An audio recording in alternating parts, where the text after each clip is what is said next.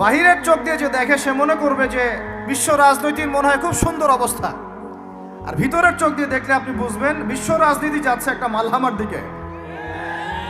বাইরের চোখ দিয়ে দেখবেন মনে হবে সব সুন্দর চলছে, আমরা হালাল খাচ্ছি, আর ভিতরের চোখ দিয়ে দেখলে দেখবেন যে 90% মানুষের রিজিক হারাম।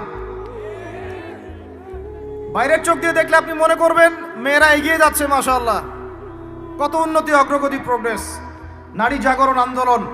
আর ভিতরের চোখ দিয়ে দেখলে আপনি দেখবেন মেয়েরা আগাচ্ছে ঠিকই, কিন্তু আস্তে আস্তে তারা জাহান্নামের দিকে এগিয়ে যাচ্ছে। বাইরের চোখ দিয়ে আপনি দেখবেন মুসলিমদের সংখ্যা প্রচুর, আমাদের ভয় কিসে, এত সংখ্যা, লক্ষ লক্ষ, কোটি কোটি। ভিতরের চোখ দিয়ে দেখলে বুঝবেন প্রকৃত পাক্কা ইমানদারের সংখ্যা হাতে গোনা যায়।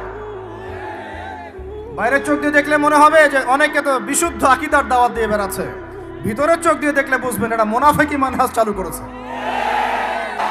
আমি বুঝাতে চাচ্ছি বাইরের চোখ আর ভিতরের চোখ এক। ভিতরের চোখ খুলবে কোন সূরায়? ওই সূরার মধ্যে কয়টা গল্প আছে? তার মধ্যে একটা হচ্ছে নবী মূসা এবং খিদির আলাইহিস সালামের গল্প। এইটা একটু শেয়ার করতে চাই, লোভ সামলাতে পারছি না, করব। নবী মূসা আলাইহিস সালাম একদিন বক্তব্য দিচ্ছেন। কি দিচ্ছেন? বক্তব্যকে আরবিতে খুতবা বলা হয়।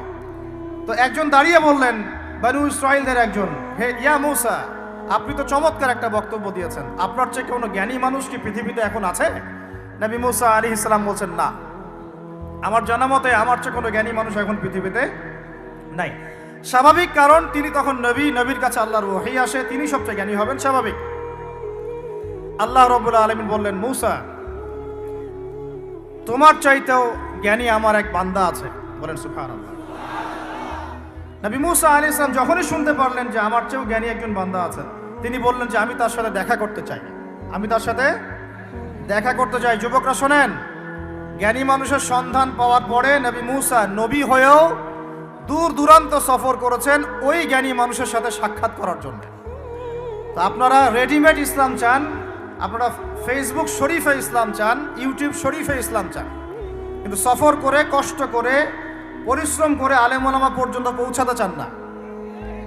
3 ঘন্টা বক্তব্য শুনতে রাজি আছেন, কিন্তু আপনারা 3 ঘন্টা কোরআন তেলাওয়াত করতে চান না। তো রেডিমেড জিনিস পেলে মানুষের মূল্য বোঝে না। ওই যে সাহাবীরা যারা রক্ত দিয়ে ইসলাম প্রতিষ্ঠা করেছে, তারা জানতেন ইসলাম কি জিনিস। আমরা রেডিমেড পেয়েছি, তো আমরা বুঝি না ইসলাম কি জিনিস, আমরা বুঝি না, বিশ্বাস করেন আমরা বুঝি না। তো যাই হোক, তো মূসা আলাইহিস সালাম বলছেন, যদি আমাকে যুগ যুগ ধরে সফর করতে হয় তবুও আমি সফর করব, তারপরেও আমি তার সাক্ষাৎ চাই। আল্লাহ পাক বললেন, ঠিক আছে, তুমি তাকে পাবে যখন মাজমাউল বাহরাইন বলা হয়, 2 সমুদ্র যেখানে মিলে যাবে সেখানে তুমি আমার সেই বান্দাকে পাবে। কোথায় পাবে ভাই? 2 সমুদ্র যেখানে মিলে যাবে সেখানে পাবে। এখানে আপনি ভৌগোলিকভাবে ওর ব্যাখ্যা নিতে পারেন, আধ্যাত্মিকভাবেও নিতে পারেন। 2 সমুদ্র বলতে হয়তো বা ভৌগোলিকভাবে বোঝানো হতে পারে, অথবা আধ্যাত্মিকতাও বোঝানো হতে পারে, যে বস্তুবাদী জ্ঞান এবং মারিফতের জ্ঞান যেখানে মিলে যাবে সেখানে। আল্লাহু আলাম, আল্লাহ ভালো জানেন। তা নবী মূসা আলাইহিস সালাম তার একজন সঙ্গীকে নিলেন, সেই সঙ্গী একজন যুবক। তরুণরা ভালো করে শোনেন, তরুণদের ত্যাগেই ইসলাম দাঁড়িয়ে আছে, আলহামদুলিল্লাহ। এই তরুণরা যদি এই স্মার্টফোন, এই পাবজি, এই ফ্রি ফায়ার, এই মেয়ের প্রতি আসক্তি, ফ্রি মিক্সিং, এই মাদক, এগুলো ছেড়ে দিতে পারে, দিয়ে নামাজি হয়, কোরআনওয়ালা হয়, ওলামায়ে কেরামের সাথে পরামর্শ করে চলে, উম্মার জামার মধ্যে থাকে, একটা ইমারার মধ্যে থাকে, ইনশাআল্লাহ আল্লাহর জমিনে আল্লাহর দিনের একামত কেউ ঠেকাতে পারবে না ইনশাআল্লাহ। দুঃখজনক হচ্ছে আপনারা সেখানে নাই, কিন্তু আপনারা আবেগে আছেন, আবেগ প্রদর্শন করছেন, বিবেক দিয়ে চিন্তা করছেন না, সমালোচনা বেশি করছেন, নিজে কোনো কাজ করছেন না, লেখালেখি করছেন, অনলাইনে বসে আছেন, সমালোচনা করছেন, শেয়ার দিচ্ছেন, লাইক দিচ্ছেন, কিন্তু আপনি আয়নার সামনে দাঁড়ায় চিন্তা করবেন, নিজেকে প্রশ্ন করবেন, এই উম্মার পিছনে আমার কি অবদান? এই উম্মাকে বিজয় করার পিছনে আমার অবদানটা কি? এই দেশকে উন্নতিতে নিয়ে যাওয়ার জন্য আমার অবদানটা কি?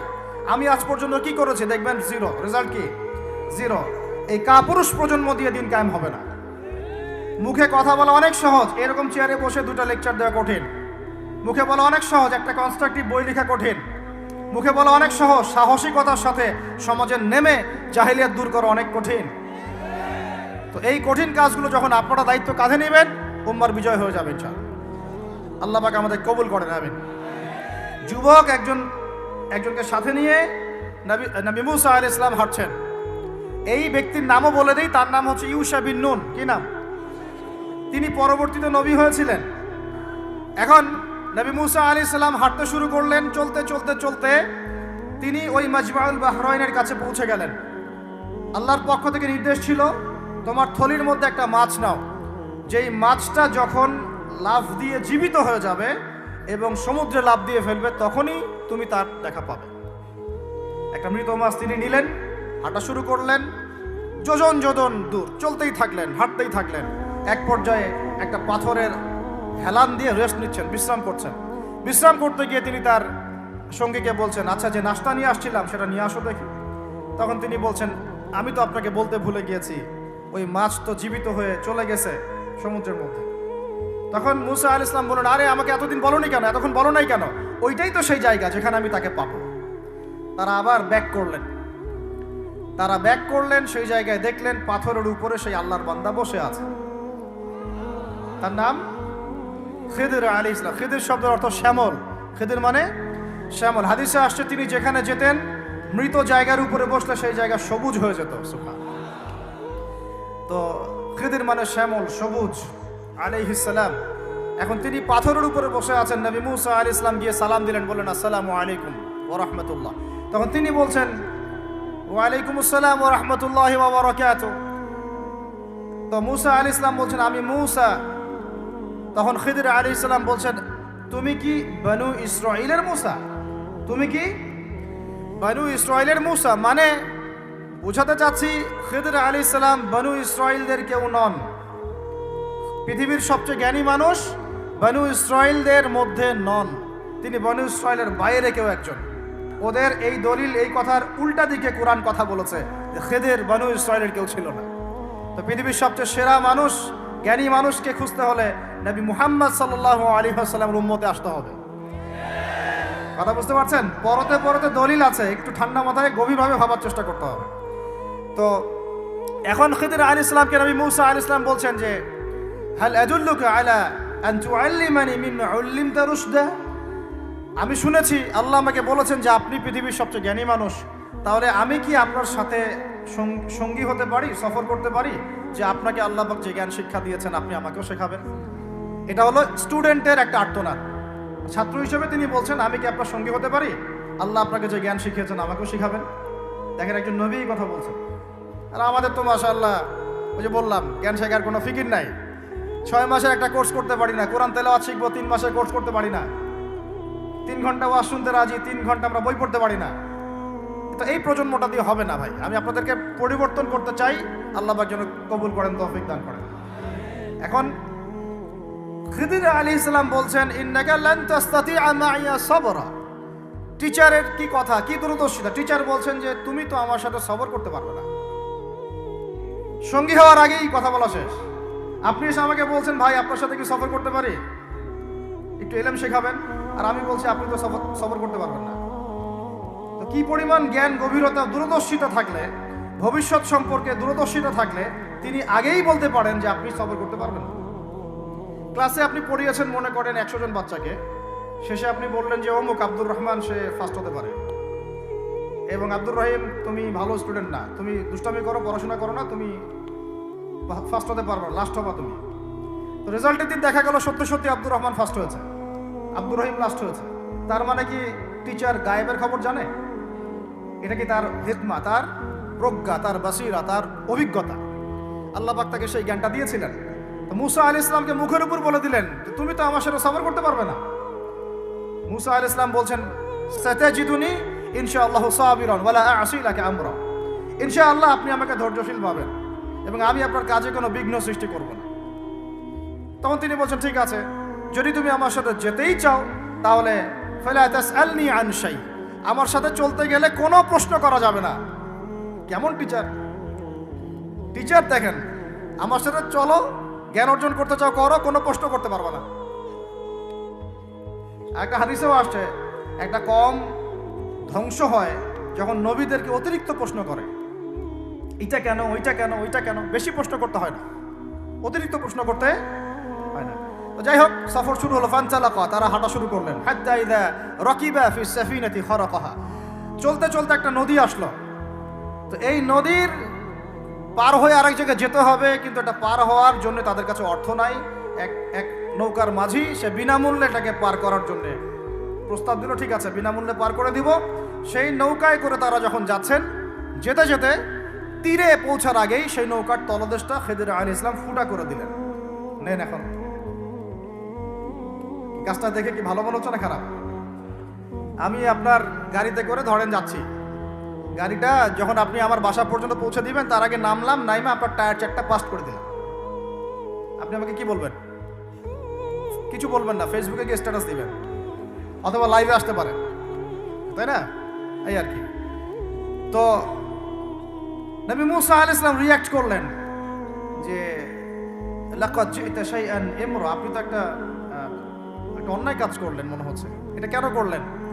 যারা আমাদেরকে বিনামূল্যে বিনা পারিশ্রমিকে পার করে দিল, আপনি ওই নৌকা ফুটা করে ফেললেন। তখন খিদির আলাইহিস সালাম বললেন যে আমি তো তোমাকে বলেছি, আলাম আকুল লাক, আমি কি তোমাকে বলি নাই ইন্নাকা লান তাসতাতিআ মাইয়া সাবরা, তুমি আমার সাথে সবর করতে পারবে না? মুসা আলাইহিস সালাম বলছেন যে ঠিক আছে, আমি যে ভুলে গিয়েছি এজন্য আমাকে পাকড়াও করেন না, আমি যে ভুলে গিয়েছি কথাটা এজন্য আমাকে পাকড়াও করেন, একটা চান্স দেন আমাকে। তো ঠিক আছে চলো, আবার ফানতালাকা, আবার তারা চলা শুরু করলেন। হাত্তা ইযা লাকিয়া গুলামান ফাকাতালাহ, এবার একটা ছোট্ট বালকের সাথে দেখা হলো। এই 8 বছর 10 বছর বয়স হবে, এই গোলাম বালকের সাথে দেখা হলো। ফাকাতালাহু, এবার খিদির আলাইহিস সালাম তাকে হত্যা করলেন, একটা বাচ্চাকে। এটা কেমন হলো? নৌকা ফুটা করার চেয়ে বেশি ভারী না হালকা? আরো ভারী। মুসা আলাইহিস সালাম বলছেন লাকাদ জি'তা শাইআন নুকরা, আপনি তো এবার জঘন্য একটা কাজ করলেন, আপনি তো পুরো একটা নিষ্পাপ বাচ্চাকে হত্যা করে ফেললেন। তারপরে বললেন যে এরপর যদি আর একটা প্রশ্ন করো তাহলে তোমার সাথে আমার আর চলা হবে না, লাস্ট চান্স। ঠিক আছে চলেন। এবার চলতে চলতে ফানতালাকা হাত্তা ইযা আতায়া আহলা ক্বরিয়াতিন ইসতাতআমা আহলাহা ফাআবাউ আন ইউদাইফুহুমা। কোরআনে আসছে একটা করিয়া মানে একটা গ্রামের মধ্যে তারা ঢুকলেন, সেই গ্রামে ঢুকে মেহমানদারি চাইলেন, নাস্তা পানি চাইলেন আর কি। তো তারা মেহমানদারি করলো না, দূর দূর করে তাড়িয়ে দিল। অনেকটা আমাদের ওই কলকাতার দাদাবাবুদের মতো আর কি। জিজ্ঞাসা করো যে খেয়ে আসছেন না খেয়ে যাবেন, এটা আমাদের আস্তে আস্তে আমাদের মধ্যে ছড়ায় পড়তেছে আর কি। মেহমান আসলে বিরক্ত হয়, কবে যাবে সেই ফিকির করে।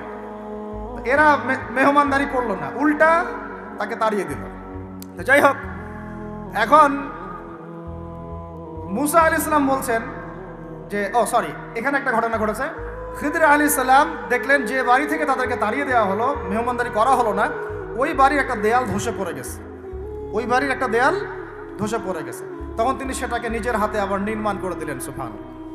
এটা দেখে মুসা আলাইহিস সালাম বললেন যে আপনি তো চাইলে কিছু আজর নিতে পারতেন, আপনি যে এত কষ্ট করে এটা নির্মাণ করে দিলেন, আপনি তো চাইলে একটু টাকা পয়সা নিতে পারতেন। ওরা মেহমানদারি করলো না, ওইটা দিয়ে হয়তো আমরা কি করতে পারতাম, নাস্তা পানি করতে পারতাম।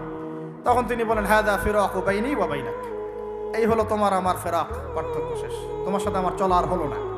আমাদের নবী সাল্লাল্লাহু আলাইহি ওয়াসাল্লাম বলেছিলেন যে যদি সেদিন মুসা আলাইহিস সালাম এই প্রশ্নগুলো বারবার না করতেন তাহলে আরো অনেক জ্ঞান শেখা যেত। সুবহানাল্লাহ। তখন তিনি বলছেন ঠিক আছে, হাদা ফিরাকু বাইনি ওয়া বাইনাক সাউনাব্বিউকা বিতাউইল মা লাম তাসতাতি' আলাইহি সাবরা, তবে যাওয়ার আগে আমি তোমাকে জানিয়ে দিব এই 3টা ক্ষেত্রে মূল ঘটনা কি ছিল যে বিষয়ে তুমি সবর করতে পারো না। আম্মা সাফিনা, ওই যে সাফিনা বা নৌকা, আম্মা সাফিনাতু ফাকানা লিমাসাকিন ইয়ামালুনা ফিল বাহর, ওই যে সাফিনা বা নৌকাটা ওইটা ছিল মিসকিনদের, মিসকিন মানে বলা হয় কি হতদরিদ্র মানুষ, জেলে টাইপের, যাদের কিছু নাই, নৌকায় মানে সমুদ্রে মাছ ধরে ধরে খায়, এরকম কিছু মানুষের ওই সাফিনা বা নৌকাটা ছিল। এবং ওদের পিছনে ছিল একটা মালিক, মালিক মানে এখানে জলদস্যু। যদি ওই সাফিনা বা নৌকাটা আমি ছিদ্র না করতাম, ওই জলদস্যুরা এটা ভালো অবস্থায় পেলে ছিনতাই করে হাইজ্যাক করে নিয়ে যেত। আমি যেহেতু ফুটা করে দিয়েছি এই জন্য এটা ত্রুটিযুক্ত, এই নৌকাটা তারা আর নিবে না। তোমার কাছে বাইরের চোখ দিয়ে মনে হয়েছে যে আমি একটা অন্যায় করেছি, আসলে আমি তাদের উপকারী করেছি। বলেন সুবহানাল্লাহ। বুঝতে পারছি বাইরের চোখ ভিতরের চোখ কি জিনিস? আচ্ছা, ওয়া আম্মাল গুলামু ফাকানা আবওয়াহু মুমিনাইন ফাখাশিনা আন ইউরহিকাহুমা তুগয়ানা ওয়া কুফরা। সুবহানাল্লাহ। এটা আমাদের এই যে শাহবাগী প্রজন্মের জন্য একটা প্রযোজ্য আর কি। কেন বলছি শুনেন ভালো করে। এবার ইনি বলছেন ওই যে বাচ্চাটাকে আমি হত্যা করেছি, এই বাচ্চাটা যদি বড় হতো সে নিজে তো কাফের হতোই বড় কাফের, এর পিতা মাতাদেরকেও পর্যন্ত কুফুরির মধ্যে নিয়ে আসতো। মানে একটা কাফের প্রজন্ম তো তৈরি করতোই, বরং এই কাফের মানুষকে কাফের করার জন্য নাস্তিক মুরতাদ বানানোর মিশন নিয়ে মাঠে নামতো। মেলে না? ওই জন্য আমি ছোটবেলায় এদেরকে হত্যা করে দিয়েছি, যাতে বড় হয়ে কাজটা করতে না পারে। কথা বুঝতে পারছেন? আর তিনি বলছেন আমি এটা নিজের ইচ্ছায় করি নাই, ওমা ফাআলতু আন আমরি, আমি এটা নিজের ইচ্ছায় করি নাই, এটা আল্লাহ পাকের আদেশ ছিল। বলি সুবহানাল্লাহ। আর ওয়াম্মাল জিদার فكان لغلامين يتيمين في المدينة وكان تحته كنز لهما সুবহানাল্লাহ। আর 3 নাম্বার তিনি বলছেন আর ওই যে দেয়ালটা আমি নির্মাণ করেছি, এই দেয়ালটা ছিল ওই বাড়ির 2 এতিম বালকের। সুবহানাল্লাহ। وكان أبوهما صالحا, তাদের বাবা ছিল সৎ। আর ওই দেয়ালের নিচে তাদের বাবা মায়ের রেখে যাওয়া পৈতৃক সম্পত্তি খাজানা ছিল। যদি দেয়াল নির্মাণ না করতাম মানুষ সেই খাজানা নিয়ে চলে যেত।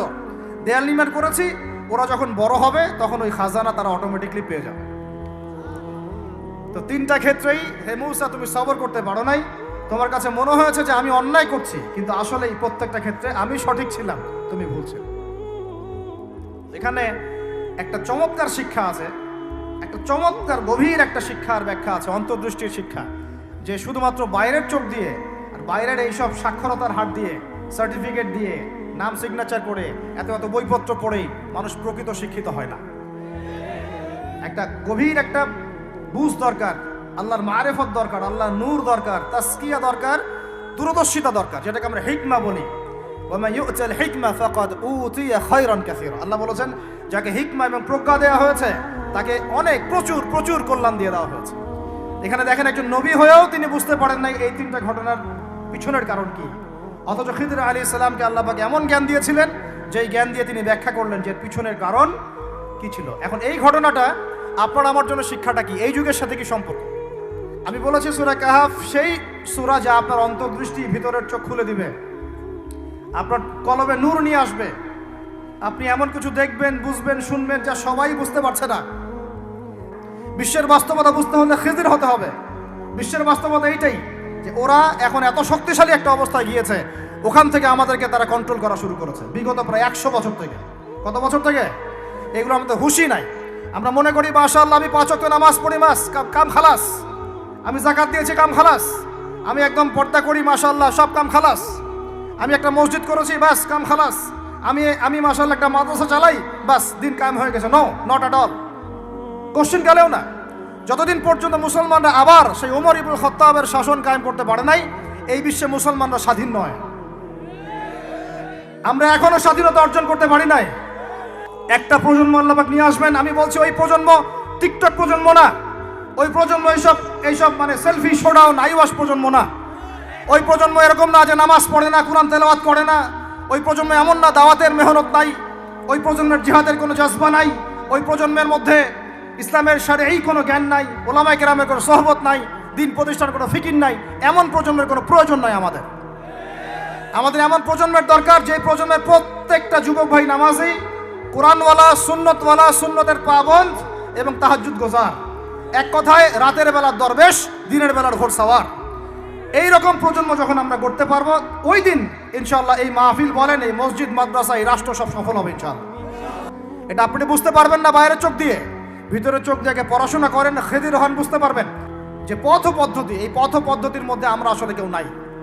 ওই জায়গায় যতক্ষণ পর্যন্ত আঘাত না পড়ছে ততক্ষণ পর্যন্ত আপনি বিশ্বে স্বাধীন হতে পারবেন না। অতএব বাইরের চোখ দিয়ে না, ভিতরের চোখ দিয়ে দেখতে শিখুন। তো ভিতরের চোখ পুরো জিও পলিটিক্সটা আপনাকে বুঝাবে। ভিতরের চোখ দিয়ে দেখলে আপনি দেখবেন মুসলমানরা এখনও তাদের অধীনে পরাধীন হয়ে আছে। এখান থেকে আমরা স্বাধীনতা চাই ইনশাআল্লাহ। আল্লাহ পাক আমাদেরকে সেই স্বাধীনতা অর্জন করার তৌফিক দান করেন। এবার অর্থনৈতিক জীবনে আসেন। অর্থনৈতিক জীবনে এসে দেখবেন আপনি মাশাআল্লাহ মনে করবেন যে আপনি তো হালাল খাচ্ছেন, হ্যাঁ গরুর গোশত খাচ্ছেন প্রত্যেক জুমায়, আমরা মাশাআল্লাহ মুরগির রোস্ট খাচ্ছি। ঢাকার মানুষ তো খালি খায় আর খায়, সবাই খাচ্ছে মাশাআল্লাহ বসে, ছেলে মেয়ে, ফুচকা, চটপটি, এইটা ওইটা, আর খাবারের দোকানের অভাব নাই, সবাই খাচ্ছে। আল্লাহ পাক আমাদেরকে বুঝদান করেন, হেফাজত করেন। এইগুলো করতে দুনিয়াতে আসি নাই আমরা, এগুলো আমাদের মূল কাজ নয়, এগুলো আমাদের প্রয়োজন। আপনি মনে করছেন যে মাশাআল্লাহ সবাই হালাল খাচ্ছি, বিশ্বাস করেন পুরো বিশ্বের অর্থনীতি সুদভিত্তিক। একদম খোলামেলা ওয়াকুলু কওলান সাদীদা বললাম। আল্লাহ পাক বলেছেন একদম স্পষ্ট সরাসরি খোলামেলা কথা বলো। পুরো বিশ্বের অর্থনীতি সুদভিত্তিক। যারা এই পুরো বৈশ্বিক অর্থনৈতিক সিস্টেমের মধ্যে ঢুকে গেছে, অর্থাৎ ওয়ার্ল্ড ব্যাংক, IMF এবং ফেডারেল রিজার্ভ ব্যাংকের আওতায় চলে আসছে, এরকম কোনো সেন্ট্রাল ব্যাংক 100% সুদমুক্ত হতে পারবে না। ফুল স্টপ, কোনোভাবেই সম্ভব না। আপনি যত বড় মুসলিম কান্ট্রি হন না কেন, আপনি এদের আওতায় থাকলে কোনো অবস্থাতেই সুদমুক্ত থাকতে পারবেন না। তাহলে এখন আমি যদি আপনাকে প্রশ্ন করি, বিগত 20 বছর থেকে একটা রাষ্ট্রের বিরুদ্ধে লড়াই করেছিল এবং সাম্প্রতিক সময়ে তাদের কারেন্সি মার্কিন ডলারকে ছাড়িয়ে গেছে, এই তথ্য কি আপনাদের কাছে আছে? তথ্য আছে? নাম মেনশন করার দরকার নাই, আপনারা বুঝতে পারেন কি পারেন না? এখন কথা হচ্ছে তারা পারলো কিভাবে? অনেক কারণ। যাকাত ভিত্তিক অর্থনীতি, তারপরে দ্বৈত অর্থনীতি, হালাল অর্থনীতি, দুর্নীতি কমানো, কৃষিভিত্তিক অর্থনীতি 3 বছরের মধ্যে ঘুরে দাঁড়িয়েছে, মাত্র 3 বছরের মধ্যে। সারা বিশ্বের অর্থনীতি এখন সুদভিত্তিক। এখান থেকে ঘুরে দাঁড়াতে হলে আমরা অবশ্যই পারবো, কেন পারবো না? আমাদের প্রথম কাজ করতে হবে সমস্ত দুর্নীতি বন্ধ করে ফেলতে হবে। 1 নম্বর, যত কালো টাকা সব সাদা করে ফেলতে হবে, এবং যারা কালো টাকার সাথে সম্পৃক্ত সবগুলোকে ধরবেন, ভিতরে ঢুকাই ফেলবেন। একদম ওমরের শাসন, একদম ওমরের শাসন কায়েম করে ফেলতে হবে। আমরা সে জায়গায় যেতে চাচ্ছি না, আমরা বলছি আপনারাই সেই কাজ করেন। আমরা উদাত্ত আহ্বান জানাচ্ছি, যেই থাকুক উপরে, আমরা দোয়া করতে সমস্যা আছে? আমরা সে জায়গায় জোর করে যেতে চাচ্ছি না, অন্তত আমার এই ইচ্ছা নাই। আর আমি কোনো পলিটিক্যাল দলের মানুষও না, জীবনে করিও নাই, করার ইচ্ছাও নাই। আমি আমার অনুরোধ, আমার আক্ষেপ, আমার আবদার হচ্ছে সমস্ত দুর্নীতিবাজদেরকে ধরবেন আর সাইজ করবেন। উমর রাদিয়াল্লাহু তাআলা আনহুর মতো সে যদি দাড়িওয়ালাও হয়, টুপিওয়ালা হয়, পাগড়িওয়ালা হয়, জুব্বাওয়ালা হয়, ইমাম হয়, তবু তাকেও ধরবেন, কোনো সমস্যা নেই। সমস্ত কালো টাকাকে সাদা করে ফেলবেন, দেখবেন এমনি বাইতুল মালের সম্পদ বেড়ে গেছে, আলহামদুলিল্লাহ। দ্বিতীয় কাজ, যাকাত ভিত্তিক অর্থনৈতিক সিস্টেম চালু করা। বাংলাদেশে এমন প্রচুর মানুষ আছে যাদের একজনের যাকাতের টাকা দিয়ে একটা গ্রামের মানুষকে খাওয়ানো যাবে ইনশাআল্লাহ। এরা যাকাত দেয় না, এরা ট্যাক্সও দেয় না, সরকারকে করও দেয় না, যাকাতও দেয় না। এই ট্যাক্স ফাঁকি দেওয়া মানুষ, কর ফাঁকি দেওয়া মানুষ, এই জোচ্চরদেরকে ধরতে হবে, ধরে এদের কাছ থেকে যাকাত আদায় করতে হবে, বাধ্যতামূলক যাকাত আদায় করতে হবে। তারপরে দেখবেন আমরা বৈদেশিক ঋণের জন্য বসে থাকার কোনো প্রয়োজন হবে না, আমাদের টাকা দিয়ে আমরাই চলতে পারবো ইনশাআল্লাহ। 3 নম্বর হচ্ছে দ্বৈত অর্থনীতি। ওরা কিন্তু একটা কারেন্সি চালায় নাই, একাধিক কারেন্সি চালিয়েছে। এটা অর্থনীতিবিদ যারা তারা বুঝবেন। একটা কারেন্সির অনেক দুর্বলতাও আছে, এগুলো নিয়ে আমি খোলামেলা কথা এই মাহফিল স্টেজে বলতে পারবো না। বসতে চাইলে বসেন আমার সাথে, অর্থনীতি নিয়ে বসতে চাইলে আমার সাথে বসেন, আমরা আলোচনা করি, কথা বলেন, আমাদেরকে মূল্যায়ন করেন, কথা শোনেন। ইউসুফ আলাইহিস সালাম বলেছিল না যে আমি বিশ্বস্ত, আমাকে দায়িত্ব দেন? আমি বলতে চাই আমি বিশ্বস্ত, আমাকে দায়িত্ব দেন। আমাকে 5 বছর সময় দেন, পুরো দেশের শিক্ষা সিস্টেম চেঞ্জ করে দেবো ইনশাআল্লাহ। প্লে গ্রুপ থেকে প্লে গ্রুপ থেকে নিয়ে মাস্টার্স পর্যন্ত এমন শিক্ষানীতি প্রণয়ন করা সম্ভব যে আমাদের বাচ্চারা একদম প্লে থেকে মাস্টার্স পর্যন্ত বাংলা, ইংরেজি, অঙ্ক এবং জেনারেল সাবজেক্টগুলোর সাথে কোরআন হাদিসের একটা অপূর্ব সমন্বয়ে পড়াশোনা করবে ইনশাআল্লাহ। একা করে দিতে পারবো ইনশাআল্লাহ তাআলা। আমাকে এরকম 100 জন শিক্ষাবিদ দেন, 100 জন আলেম ওলামা দেন, একটা প্যানেল করে দেন, পুরো দেশের শিক্ষা চেঞ্জ করে দেওয়া যাবে ইনশাআল্লাহ। বইপত্রগুলোর অবস্থা দেখেছেন? এগুলো আমাদের মুসলমানদের শিক্ষা। এটা চলতে থাকলে দেখবেন অচিরেই কোনো মানুষ বাচ্চাদেরকে স্কুলে পাঠাবে না, এটা অরুচি ধরে যাবে। তখন কি হবে? কোটি কোটি স্কুল, কলেজ, বিশ্ববিদ্যালয়ে খা খা করে পড়ে থাকবে, কেউ পাঠাবে না ওখানে। তখন মাদ্রাসার দিকে মানুষ ঝুঁকবে আরো বেশি। আমি তো চাই, আমি তো দাবি জানাই উপরের লেভেল থেকে এমন একটা শিক্ষা ব্যবস্থা প্রণয়ন করা হোক যাতে আমার মাদ্রাসা করার প্রয়োজনই না হয়। ওই সিস্টেম রাষ্ট্রীয়ভাবেই পড়ানো হবে ইনশাআল্লাহ। আপনি মালয়েশিয়ার দিকে তাকিয়ে দেখেন, আপনি এই যে ওয়েস্টার্ন কান্ট্রির মধ্যে অনেক কান্ট্রি আছে, অস্ট্রেলিয়ার মতো জায়গাতে আছে, ব্রিটেনের মতো জায়গাতে আছে, কোনো ক্ষেত্রে আপনি লেবাননকে দেখেন, ইয়েমেনকে দেখেন, জর্ডানকে দেখেন, কাতারকে দেখেন, সৌদি আরবিয়াকে দেখেন, অনেক কান্ট্রি আছে। ভালো কাজের তো প্রশংসা করতে দোষ নাই, দোষ আছে? এমনকি অনেক পশ্চিমা কান্ট্রিতেও একদম উপর লেভেল থেকে ইসলামিক সিলেবাস প্রণয়ন করা হয়েছে। তার মানে এমন না যে তারা সায়েন্সকে গুরুত্ব দেয় নাই, ম্যাথকে গুরুত্ব দেয় নাই, ফিজিক্স পড়ায় নাই, অ্যাস্ট্রোফিজিক্স পড়ায় নাই, ইকোনমিক্স পড়ায় নাই, বিষয়টা এমন না। তারা ফিলসফি পর্যন্ত পড়িয়েছে। ঘাটাঘাটি করেন, অনলাইনে সব মজুদ আছে। এমন শিক্ষানীতি প্রণয়ন করা সম্ভব একদম প্লে থেকে নিয়ে মাস্টার্স পর্যন্ত। আমার ছেলে ইমামতিও করবে, এদিকে বিমানও উড়াবে ইনশাআল্লাহ।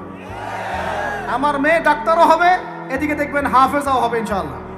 একজন মুফতি সাহেব তিনি ফতোয়াও দিবেন, একই সাথে বিশ্ব অর্থনীতি সম্পর্কেও জানবেন ইনশাআল্লাহ। একজন আর্মি অফিসার তিনি যেমন সামরিক ক্ষেত্রে লিডার হবেন, তেমনি দেখবেন ফিকহের কিতাব মোতালা করে ফতোয়া দিতে পারছেন ইনশাআল্লাহ।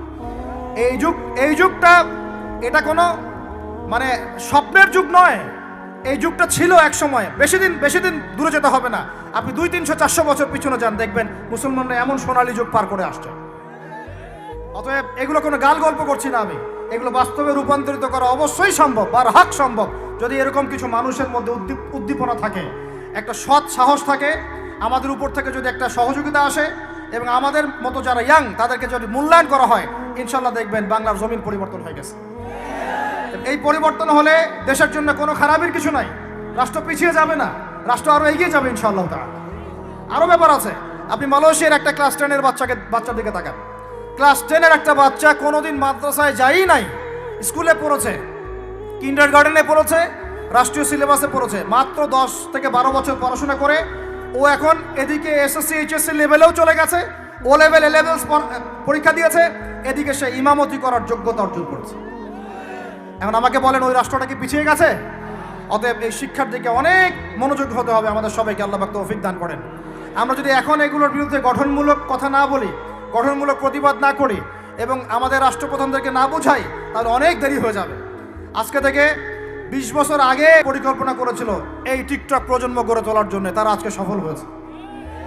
এখন আমরা যদি এখন চুপ করে থাকি, আগামী 20 বছর পর আপনি দেখবেন আরেকটা প্রজন্ম আসছে, এরা মানুষকে সালাম পর্যন্ত দিবে না। দেখে নিন আপনি, 20 বছর লাগবে না, 5টা বছর যাক, তারপর দেখেন কি হয়।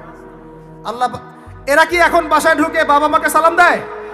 কারণ কোনো প্রতিষ্ঠান ওকে সালাম দেওয়া শিখায় নাই, স্কুলে না, কলেজে না, কোথাও সে সালাম দেওয়া শিখছে না। আসসালামু আলাইকুম ওয়া রাহমাতুল্লাহি ওয়া বারাকাতুহু বিশুদ্ধ করে বলতে পারছে না। বিশুদ্ধ করে বলতে হবে না? অর্থ আছে না? এর একটা তাজবিদ আছে না? এগুলো তো আমরা গুরুত্ব দিচ্ছি না। এমন প্রজন্ম গড়ে উঠেছে অলরেডি যারা এখন পিতা মাতাকে সালাম দেয় না, পিতার সাথে ঝগড়া করে, মায়ের সাথে মায়ের গায়ে হাত তুলে, সম্পত্তির জন্য মাকে হত্যা করে, সম্পত্তির জন্য বাবার গায়ে হাত তোলে। ওইদিক থেকে মাস্টার ডিগ্রি পাশ করে আসে ব্রিটেন থেকে, অক্সফোর্ড থেকে, কেমব্রিজ থেকে আইসা, এদিকে প্রফেসর হয়েছে বিভিন্ন বিশ্ববিদ্যালয়ের, বাবা পড়ে আছে বৃদ্ধাশ্রমে। কতগুলো এক্সাম্পল নেবেন। এগুলো আমি কি গাল গল্প করছি? আমি কোনো গাল গল্প করতে এখানে আসি নাই, এগুলো বাস্তবতা। যদি বাহিরের চোখ দিয়ে আপনি দেখেন মনে হবে অর্থনীতি অনেক ভালো, ভিতরের চোখ দিয়ে দেখেন অর্থনীতি সুদ দিয়ে ভর্তি হয়ে গেছে, প্রত্যেক পদে পদেই সুদ। গাধাদেরকে আমি তো বুঝাতে পারি নাই, কাগজের টাকা আর এই যে আপনার এই ইলেকট্রনিক মানির কথা তো দীর্ঘদিন বলেছি, কিছু গাধা আছে এদেরকে বুঝাতে পারি নাই, এর মধ্যেও সুদ আছে, এর মধ্যে কি আছে। আর আমি কখনোই বলি নাই যে কাগজের টাকাটা হারাম।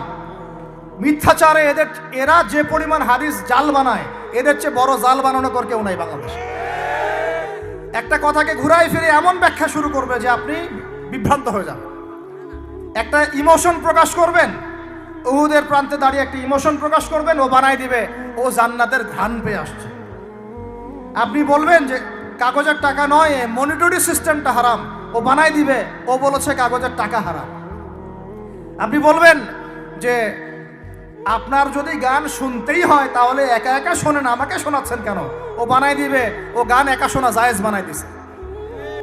বলার ভাষা নাই, আমি বলতে বলতে ক্লান্ত হয়ে গেছি, আর বলতে চাই না। বলার আমার রুচিও করে না, আর ভাষাও দেয়। আপনাদেরকে ভিতরে চোখ খুলতে হবে এবং মূল গন্তব্য চিনতে হবে। আল্লাহ রাব্বুল আলামিন আমাদের সবাইকে ভিতরে চোখ দিয়ে এই বিশ্বকে দেখার তৌফিক দান করেন। বিশ্ব অর্থনীতিকে দেখবেন, ভিতরে চোখ দিয়ে দেখবেন, ইলেকট্রনিক মানির মধ্যেও সুদ আছে, কাগজের টাকার ভিতরেও সুদ ঢুকেছে। সামনে আসবে বিটকয়েন্স, যেটা অলরেডি চলে আসছে, আরেকটা আসবে, সেটা হলো ক্যাশলেস সোসাইটি। কি বললাম বলেন? বলদ বলবে যে ভবিষ্যৎবাণী করে গেল, আহলুল বলদ ওয়াল কিরদা, আহলুল হিমার ওয়াল কিরদা, তো এরা ভবিষ্যৎবাণী করে গেল। আরে বর্তমান সম্পর্কে তুমি খবর রাখো না বলেই তো বর্তমানকে ভবিষ্যৎ মনে হয় তোমার। এটা বহু কান্ট্রিতে অলরেডি চালু হয়ে গেছে। এই যে আমাদের অনেক ভাই ব্যবসা করে, তারা চায়না যায়, কোরিয়া যায়, উত্তর কোরিয়া, দক্ষিণ কোরিয়া যায়, ওরা দেখে আসতেছে চায়না চালু করে ফেলছে অলরেডি। ক্যাশলেস সোসাইটি মানে হচ্ছে আপনি আপনার মুদ্রাকে সংরক্ষণ করতে পারবেন না। আপনি দেখলেন খিদির আলাইহিস সালাম দেয়াল নির্মাণ করলেন, দেয়ালের নিচে কি ছিল? খাজানা ছিল। তাহলে দেয়ালের নিচে খাজানা তিনি সংরক্ষণ করলেন কেন? এতিম বালকরা যেন বড় হয়ে সেটা নিতে পারে। তাহলে আপনি চিন্তা করেন ওই মুদ্রাটা কি ছিল? ইলেকট্রনিক মানি ছিল যেটা তিনি সংরক্ষণ করলেন। ওই মুদ্রাটা কি কাগজের মুদ্রা ছিল যেটা তিনি সংরক্ষণ করলেন? ওই মুদ্রাটাকে বিটকয়েন ছিল যেটা তিনি সংরক্ষণ করলেন? তিনি সংরক্ষণ করেছেন হয় গোল্ড কয়েন অথবা রূপার মুদ্রা। কারণ এটার মূল্য কমে যাবে না, এরা 20 বছর পর বড় হলেও বাবারই সম্পত্তি ফেরত পাবে। এইটা হলো ইসলামিক কারেন্সি যেটা বিশ্ব থেকে উঠিয়ে দিয়েছে। আমরা এই ব্যাস ওই যে ওই সুর মিলাচ্ছি। ওরা কাগজের মুদ্রা দিয়ে সারা বিশ্বটাকে ডমিনেট করছে। তাও আবার এখানে আরো ব্যাপার আছে, কাগজের সব মুদ্রা আবার এক মানের না। একগুলো হচ্ছে হার্ড কারেন্সি মানে শক্তিশালী কারেন্সি, একগুলো সফট কারেন্সি মানে নরম কারেন্সি। বাংলাদেশের টাকা কোন কারেন্সি, হার্ড না সফট? এতটুকু তো জানেন। হার্ড কারেন্সি কি? মার্কিন ডলার। কি জিনিস বুঝছেন আপনারা? কিছু ওটা বুঝেন না। অর্থনৈতিক নিষেধাজ্ঞা কিভাবে দিতে পারে? আপনার টাকার মান তারা কমাই দিবে। তখন 1 কেজি পেঁয়াজের দাম হবে 500 টাকা, 1 কেজি রসুনের দাম হবে 1000 টাকা, 1 ব্যারেল তেলের দাম হয়ে যাবে দেখবেন 10,000 20,000 টাকা। কিচ্ছু করতে পারবেন না। তুরস্কের মতো কান্ট্রি যখন ঘুরে দাঁড়ানোর চেষ্টা করছিল, ওদের লিরার মান তারা বাড়িয়ে দিল একদম। ওটা তো মনে হয় 12,000 পর্যন্ত চলে গেছে। ইনফ্লেশন বলি আমরা এটাকে, মুদ্রাস্ফীতি, ওটা প্রায় 12,000% পর্যন্ত বেড়ে গিয়েছিল বলি নাউজুবিল্লাহ। এখন আমরা তো থার্ড ওয়ার্ল্ডের কান্ট্রি, এরা হচ্ছে এটা হচ্ছে যারা বড় বড় ধনী রাষ্ট্র, ওদের অবস্থা হচ্ছে এই। আর আমরা যারা থার্ড ওয়ার্ল্ডের কান্ট্রি, উন্নত বিশ্বের দিকে এগিয়ে যাচ্ছে, আমরা যারা আস্তে আস্তে, যে পথে আমাদের দুর্নীতি বাধা, আমাদের এই যে নৈতিকতার অবক্ষয় বাধা, আমাদের মধ্যে আমানতহীনতা বাধা, এই বাধাগুলো আমাদেরকে আগাতে দিচ্ছে না। তা আমাদের অবস্থা কি হতে পারে তাহলে চিন্তা করেন। এখন আমরা এই জায়গায় আছি, এই জায়গায় বসে বসে আপনি মনে করছেন যে আপনি মাশাআল্লাহ খুব পাক্কা মুসল্লি, হালাল খাচ্ছেন, নামাজ পড়তেছেন, তাহাজ্জুদ গোজার, জান্নাত কিনে নিয়েছেন মাশাআল্লাহ। অথচ আপনার অর্থনীতি সুদভিত্তিক, এবং এই সুদভিত্তিক অর্থনীতির আন্ডারে থেকে কোনো বেসরকারি ব্যাংক পর্যন্ত 100% সুদমুক্ত সিস্টেম দিতে পারবে না। ফুল স্টপ, খালাস। আর এর উপরে আবার আছে ঘুষ, তার উপরে আবার আছে দুর্নীতি, তার উপরে আপনারা আবার মাপে কম দিচ্ছেন, তার উপরে আবার পণ্য মজুত করছেন, মার্কেটে ইচ্ছাকৃতভাবে প্রাইস বাড়ায় দিচ্ছেন, এই কাজগুলো করছেন। আমি শিক্ষিত একটা সমাজ পেয়েছি বলে কথাগুলো এভাবে মাহফিলে বললাম। এগুলো মাহফিলে কিন্তু আলোচনা হয় না। এগুলো কি মাহফিলে আলোচনা হয়? আমরা বিশ্বাস করি গাজীপুরের শহরের মানুষ, সব ঢাকার মানুষ, আপনারা সব বুঝেন, ইন্টেলেকচুয়াল অডিয়েন্স আছেন এখানে। এই কথাগুলো খোলামেলা বলার কারণেই ওদের দ্বারা পালিত কিছু তথাকথিত শায়েখ আমার উপর খুব ক্ষিপ্ত। এর আকীদা ঠিক না, এর মানহাজ ঠিক না, এই লেকচার শোনা যাবে না, ইত্যাদি ইত্যাদি। ঠিক আছে, আমারটা শোনার দরকার নেই, তোমাকে শুনতে কে বলছে? তোমার শোনার ইচ্ছা করে না, তুমি শুনিও না। যাদের শোনার ইচ্ছা তারা শুনবে ইনশাল্লাহ। আর তোমার মতো কিছু মুনাফিক না শুনলে আমার কিছু যায়ও আসে না ইনশাল্লাহ। মুমিনরা যারা, তারা শুনবে, বুঝবে, ইনশাল্লাহ ওরাই প্রজন্ম করবে ইনশাল্লাহ। আর আমাদের ভুল হতে পারে, ভুল হলে সেটা ওলামায়ে কেরাম সংশোধন করবেন। ওলামায়ে কেরাম যদি আমাদেরকে বলেন এটা ভুল হয়েছে, অবশ্যই মাথা পেতে নেব ইনশাল্লাহ। আমরা আলেম ওলামার বাইরে নয়, ওলামায়ে মুহাক্কিকের বাইরে নয়। তাহলে আপনাকে কি আমি ভিতরে চোখ দিয়ে পুরো বিশ্বের রাজনীতি বোঝাতে পেরেছি? পুরো বিশ্বের অর্থনীতি বোঝাতে পেরেছি? পুরো বিশ্বের শিক্ষাটাও বুঝেন এবার? আপনার কাছে মনে হচ্ছে পুরো বিশ্বের শিক্ষা খুব উন্নত? বাহ্যিকভাবে বস্তুবাদী ক্ষেত্রে উন্নত, মঙ্গলে যাচ্ছি, চাঁদে যাচ্ছি, স্যাটেলাইট পাঠাচ্ছি ইত্যাদি, তো এগুলো বস্তুবাদী উন্নতি। আদতে কি হচ্ছে দেখেন, নীতি নাই, শিক্ষা অর্জন করার পর নৈতিকতা নাই, চরিত্র নাই, সালাম কালাম নাই, ধর্মভীরুতা নাই, আমানতদারিতা নাই। একজন ডক্টর, সে মাশাআল্লাহ ডক্টর হয়েছে, হওয়ার পরে এখন সে দেখছি কসাই হয়ে গেল। তাহলে কোন শিক্ষাটার ঘাটতি হলো? নীতির, নৈতিকতার, ইসলামের ওই বুঝটা নাই, পরকালীন কনসেপ্ট নাই। একজন ইঞ্জিনিয়ার মাশাআল্লাহ, আপনি theta, sine theta, cos theta সব তো বুঝেন মাশাআল্লাহ। আপনি একজন আর্কিমিডিস থেকে শুরু করে পিথাগোরাস সব পড়ে ফেললেন, কিন্তু ইঞ্জিনিয়ার হয়েও তো আপনি চোর হলেন। তাহলে কোন শিক্ষার অভাব হলো বলেন? একটা মেয়েকে আপনি দেখছেন মাশাআল্লাহ এগিয়ে যাচ্ছে, বাপরে বাপ, ফেমিনিস্ট রেভলিউশন। আদতে ওর গায়ে এখন একটা গেঞ্জি, ওর গায়ে পায়ে একটা জিন্সের প্যান্ট, বাহিরের চলাফেরা দেখে তার অঙ্গ প্রত্যঙ্গ সব স্পষ্ট দেখা যাচ্ছে, সে স্পষ্ট বেপরদায় চলছে। একটা ছেলেকে আপনি দেখছেন বাহির থেকে পড়ে আসলো, এসে এখানে ট্রান্সজেন্ডার হয়ে গেল, লিঙ্গ পরিবর্তন করতেছে। ছেলে পেলেকে দেখছেন এখানে ডিগ্রি অর্জন করেছে, কিন্তু মাদক ছাড়তে পারছে না, মেয়েদের সাথে জেনা ছাড়তে পারছে না, সমকামিতা ছাড়তে পারছে না। শিক্ষার সংজ্ঞাটাই বা আসলে কি? তাহলে সংজ্ঞাটা কি? এডুকেশনের সংজ্ঞাটা কি আমাকে বলেন? শিক্ষার মূল সংজ্ঞাটা কি? আমরা কি এই বিশ্বের মূল শিক্ষা ব্যবস্থা কি মুসলমানরা গড়ে দেয় নাই? একটা বই কিনেন বাসায় গিয়ে, যে এই বিশ্বের 1000 সেরা আবিষ্কার, ওখানে দেখবেন সবগুলো মুসলমানদের নাম আছে না নাই? আপনি যে ল্যাপটপ চালাচ্ছেন, অ্যালগোরিদম কে দিয়েছে? হিন্দু ভাইরা দিয়েছে? খ্রিস্টান ভাইরা দিয়েছে? আমি বোঝানোর জন্য ভাই বলছি, বৌদ্ধ ভাইরা দিয়েছে? এরা দেয় না। কারা দিয়েছে? মুসলিমরা দিয়েছে। আপনি যে মেডিকেল সায়েন্সের কথা বলছেন, মূল জিনিসটা কে দিয়েছে? মুসলিমরা দিয়েছে। রক্ত সংবহন তন্ত্র কারা আবিষ্কার করেছে? মুসলিমরা। আপনি জাবির ইবনে হাইয়ানকে ছাড়া আপনি কেমিস্ট্রি পড়াতে পারবেন না। ইবনে রুশদ, ইবনে সিনাকে ছাড়া আপনি মেডিকেল সায়েন্স আগাতে পারবেন না। আপনি ইবনে রুশদ ছাড়া এই যে আমরা পাটিগণিত, বীজগণিত, জ্যামিতি, ত্রিকোণমিতি, পরিমিতি করে আপনি করতে পারবেন না। আমরা তো জেনারেল লাইন পড়েছি, আমাদের সাথে বসেন, এগুলো হয়তো সবাই আপনাকে বোঝাতে পারবে না। মূল জ্যোতির্বিদ্যায় যাচ্ছেন, আপনি অ্যাস্ট্রোনমিতে যাচ্ছেন, অনেক কিছু করছেন, আপনি মুসলিমদেরকে ছাড়া এক পা আগাতে পারবেন না। মূল ভিত্তিটা করে দিয়েছে কারা? উমাইয়ারা, আব্বাসীয়রা, সেলজুকরা, উসমানীয়রা এবং 4 খলিফার সময়। এই সময়ে এই শিক্ষার মূল ভিত্তিটা দাঁড়িয়েছে। এই যে আমরা যে নাহু সরফের কিতাবগুলো পড়ি, আমাকে বলেন তো, নাহু সরফের কিতাব রাসূলের যুগে ছিল? বলেন, ছিল না। কোন খলিফার সময় থেকে এগুলো সারা বিশ্বে ছড়িয়ে গেল? নাম জানেন? আলী ইবনে আবি তালেব। কি নাম? আলী ইবনে আবি তালেব। আরবি ব্যাকরণের পুরো ভিত্তি দিয়ে দিয়েছেন তিনি, লুগা দিয়ে দিয়েছেন, কায়দাগুলো দিয়ে দিয়েছেন। এখন সারা বিশ্বের মানুষ আরবি পড়ছে, আরবি বুঝতে পারছে, ব্যাকরণ বুঝতে পারছে, কোরআন নিয়ে গবেষণা করতে পারছে। প্রত্যেকটা সেক্টর, ধর্মীয় অঙ্গন বলেন, অর্থনীতি বলেন, জ্যোতির্বিদ্যা বলেন, কেমিস্ট্রি, ফিজিক্স, যাই বলেন, মুসলমানদের কাছে আগাতে পারবেন। তাহলে আমরা যে যুগে ছিলাম সেইখানে কি ফিরে আসা যাবে না? সম্ভব না। তাহলে প্রয়োজন কিসের? প্রয়োজনটা হচ্ছে, আমি জেনারেল শিক্ষার বিরোধী নই, কোশ্চিনকালেও নয়। জেনারেল শিক্ষা থাকবে, ইংরেজির প্রয়োজন আছে, বাংলা অবশ্যই প্রয়োজন আছে, মুক্তিযুদ্ধ সংস্কৃতি আমরা জানবো, শিখবো, চেতনা ধারণ করব, সব ঠিক আছে। আমরা সমাজবিজ্ঞান পড়বো, দর্শন পড়বো, সায়েন্স পড়বো, আর্টস পড়বো, কমার্স পড়বো, সব ঠিক আছে ভাই। মেডিকেল সায়েন্স পড়েন, ইঞ্জিনিয়ারিং পড়েন, কিন্তু কোরআন বাদ দিয়ে নয়, হাদিস বাদ দিয়ে নয়, আকীদা বাদ দিয়ে নয়, সিরাত বাদ দিয়ে নয়, ফিকহ বাদ দিয়ে নয়। রাজি আছেন ইনশাআল্লাহ? এখন আমাকে বলেন, এর উপায় কি? এর আসল উপায় কি? এখন এটা কি আপনি চাইলেই প্রতিষ্ঠা করতে পারবেন? আমার ক্ষুদ্র জ্ঞানে আমার কাছে 3টা উপায় মনে হয়। কয়টা উপায় ভাই? এক নম্বরটাই সবচেয়ে সেরা উপায় এবং সবচেয়ে কঠিন উপায় এবং একই সাথে সবচেয়ে ইফেক্টিভ উপায়।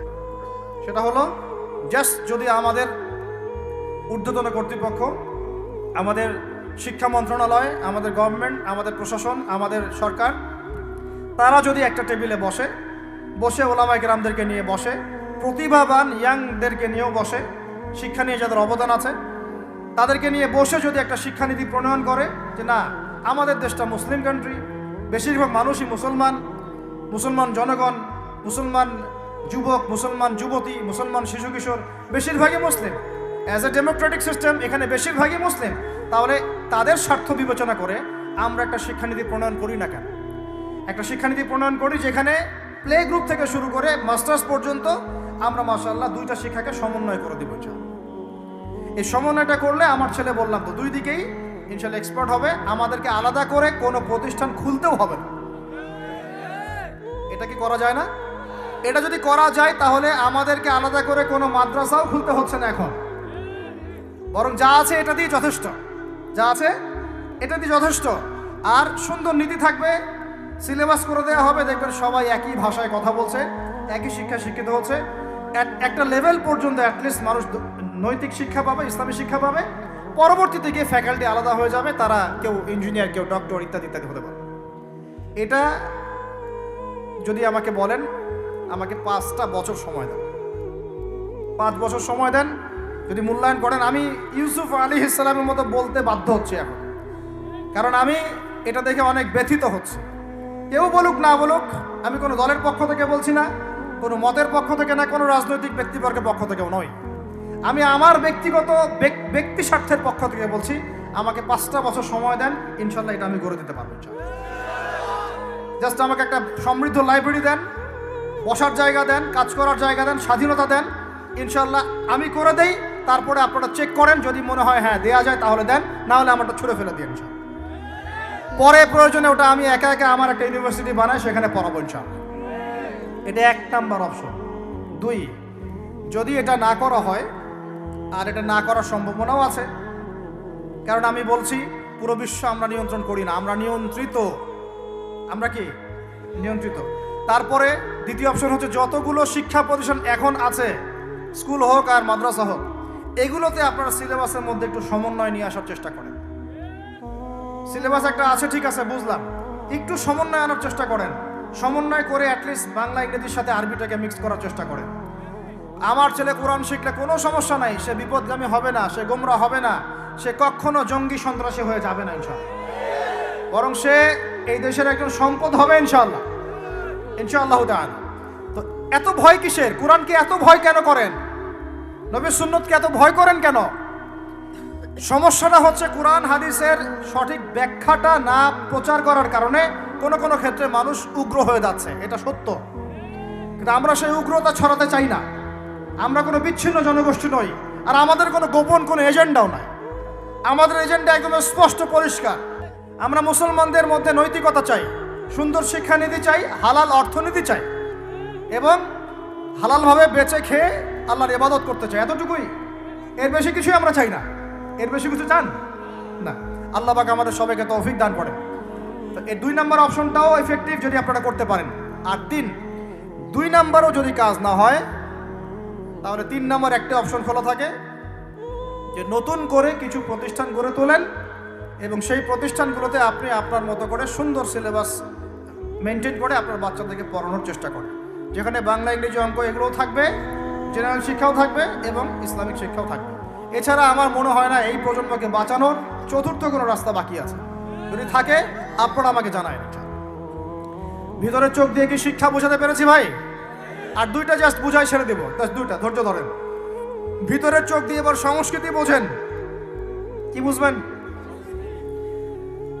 ভিতরের চোখ দিয়ে যদি দেখেন, দেখবেন আমাদের মুসলমানদের সংস্কৃতির মধ্যে এখন সব বিজাতীয় সংস্কৃতি ঢুকে গেছে। একটা বাড়িতে, একটা বিয়ে বাড়িতে যদি গানও বাজে, সেটাও বাজবে হিন্দি গান, সেটাও বাজবে ইংলিশ গান। মানে আপনি গানটাও যদি শুনেনও, একটা বাংলা গান শুনতে পারেন না। কারণ যে বাংলা ভাষার জন্য আপনি জীবন দিয়েছেন বলে দাবি করছেন, ওই চেতনাও আপনার মধ্যে আর বাকি নাই। ভাষার দিবস যখন আসে, আমরা তখন একটা শোডাউন করার চেষ্টা করি, শহীদ মিনারে ফুল দেওয়ার চেষ্টা করি। আর সারা বছর আমার বাসায় চলে হিন্দি গান, ইংরেজি গান, ইত্যাদি ইত্যাদি। হিন্দি সিনেমা, ইংরেজি সিনেমা। তো সংস্কৃতির কোন জায়গায় বাঙালিত্ব ধরে রাখতে পারলাম? পোশাক আশাক পরছি, কোন পোশাকটা বাঙালির সাথে মেলে? জুব্বা, দাড়ি টুপি, নাকি জিন্সের প্যান্ট আর গেঞ্জি? বলেন। শেরে বাংলা একে ফজলুল হকের দিকে তাকান, মৌলানা ভাসানের দিকে তাকান, বঙ্গবন্ধু শেখ মুজিবুর রহমানের দিকে তাকান, তাদের পোশাকগুলোকে দেখেন। কি পোশাক ছিল? Shirt pant, shirt pant. তাহলে আপনি পড়েছেন কেন? এত বাঙালি বাঙালি করে চিৎকার করেন, তাহলে আপনি এগুলো পড়ছেন কেন? কথা বলেন। আমাদের বাপ দাদারা বাঙালি ছিলেন, খাঁটি বাঙালি, তাহলে আমরা কেন এখন জয়ীফ বাঙালি হলাম কেন? জাল বাঙালি হলাম কেন? আপনার বাসার কমোড পর্যন্ত ইংরেজদের আদলে করা। সবকিছুই খাবার অভ্যাস, খাদ্যাভ্যাস, আপনি পিৎজা বার্গার ছাড়া খাইতেই পারেন না। খাদ্যাভ্যাস ইংরেজদের। তারপরে খাওয়া হালাল না হারাম সেটা প্রশ্ন করছি না আমি। আপনি প্যাশনেট না তো আমাদের সংস্কৃতি নিয়ে। আমাদের সংস্কৃতির মূল জায়গাটা কই? পাঞ্জাবি পায়জামা তো পড়ছেন না, এটা আমাদের সংস্কৃতি ছিল। ঢিলে ঢালা পোশাক পরতাম। আমাদের সংস্কৃতি ছিল মাছে ভাতে বাঙালি। ওই মাছ তো ফরমালিন দিয়ে সব নষ্ট করে ফেলেছে। মাছেও ভেজাল, ভাতেও ভেজাল, পুকুর সব ভরাট করে ফেলতেছেন, নদীগুলো শুকায় যাচ্ছে। নদীমাতৃক বাংলাদেশ, নদী কোথায়? নদীতে পানি কোথায় বলেন? পানির ন্যায্য হিস্সাই বা কোথায়? আমাদের কি পানির ন্যায্য হিস্সা দেয়া হচ্ছে? তাহলে আমরা কি দাস হয়ে থাকবো নাকি? আল্লাহ পাক আমাদেরকে বোঝার তৌফিক দান করেন। সংস্কৃতি দেখেন, সংস্কৃতি কি ছিল আমাদের? আমাদের বাপদাদাদের যুগটা চলে যান, ওই ফজরের আগে তারা ঘুম থেকে উঠতেন। আসসালাতু খায়রুম মিনান নাওম, কানে গেলে ঘুম থেকে উঠে যাইতেন, নামাজ পড়তেন। বাংলার ঘরে ঘরে কোরআন তেলাওয়াত শোনা যাইতো। এখন কি শোনা যায়? ফজরে পুরা ঘুম। প্রথম কাতারে আপনি যে কয়টা মানুষকে পাবেন তার মধ্যে 90% দাড়ি পাকা যুবকদেরকে আপনি পাবেন। এরা ঘুমাচ্ছে রাত 3টায় 4টায়, 3-4টা পর্যন্ত এরা ফেসবুক, ইউটিউব, টিকটক এবং মেয়েদের সাথে হারাম অ্যাফেয়ার। এই ছেলেরা কি আদতে বাঙালি? এরা কি বাঙালি?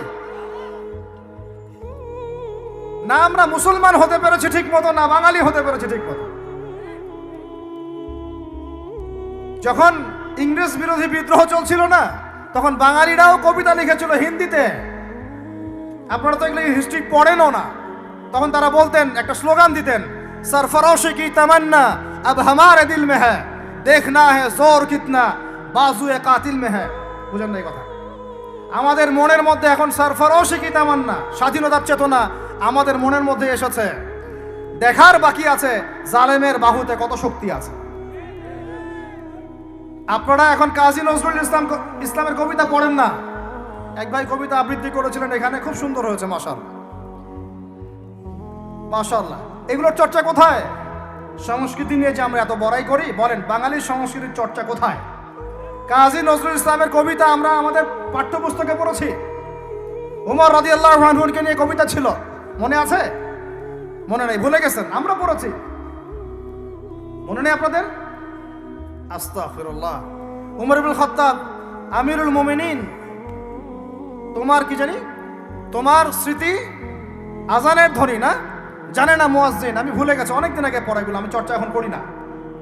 তো মুয়াজ্জিন জানে না যে হে আমিরুল মুমিনিন, তোমার স্মৃতিতেই এই আজান দেয়া হচ্ছে। মানে আমিরুল মুমিনিনের যে স্বপ্ন, এখান থেকে কিন্তু আজানের ইয়াটা আসছে। আর যায়েদ ইবনে সাবিত রাদিয়াল্লাহু আনহু স্বপ্ন থেকে তিনি হেঁটে যাচ্ছেন, একবার উটের পিঠে ভৃত্যকে বসালেন আর ভৃত্যকে নামালেন, তিনি উঠলেন, উনি নামলেন, ভৃত্যকে উঠালেন, এভাবে পায়ে হেঁটে হেঁটে বাইতুল মুকাদ্দাস পর্যন্ত গেলেন।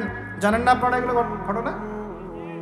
কোথায় এগুলো, কোথায় এখন বলেন? আছে পাঠ্যপুস্তকে? ঢাক, ঢোল, ডুগি, তবলা, কি শুরু করেছেন আপনারা? আসলে আসলে বাঙালি সংস্কৃতি বলতে কি বোঝাচ্ছেন? আহমেদ সফার নাম শুনেছেন? তাকে ছাড়া আপনি বাঙালি সংস্কৃতি কোথায় পাবেন? এই বাঙালি সংস্কৃতির ভিতরে এই যে ওলামায়ে কেরামের অবদান, এটা আপনি কিভাবে অস্বীকার করছেন? আমরা এখন পড়ে আছি কয়েকটা বিষয় নিয়ে। দেখেন, গান বাজনা, ঢাকঢোল, ডুগি, তবলা এবং এমন কিছু সংস্কৃতির নামে কাজ যেগুলোর মধ্যে শিরক আছে অথবা বেদাত আছে অথবা কুফর।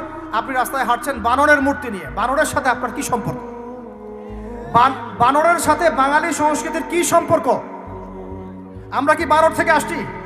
তাহলে বানরের মূর্তি আমি হাটে নিয়ে হাঁটবো কেন? বানর থেকে আসছে কারা?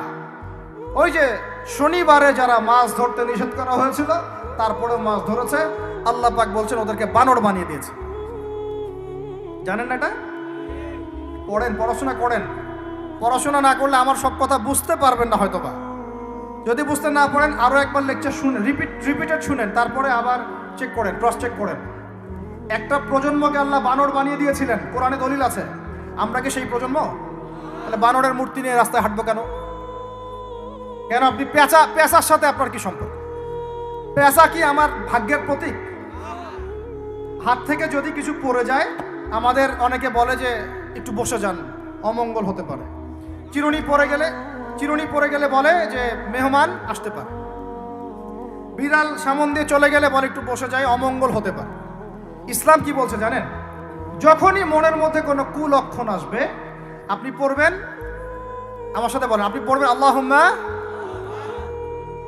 লা খায়রা ইল্লা খায়রুক ওয়ালা আল্লাহুম্মা লা তায়রা ইল্লা তায়রুক ওয়ালা খায়রা ইল্লা খায়রুক ওয়ালা ইলাহা গায়রুক। মানে আল্লাহ আপনার দেয়া কল্যাণ ছাড়া কোনো কল্যাণ নাই, আপনার দেয়া অকল্যাণ ছাড়া কোনো অকল্যাণও নেই, আপনি ছাড়া কোনো ইলাহ নাই।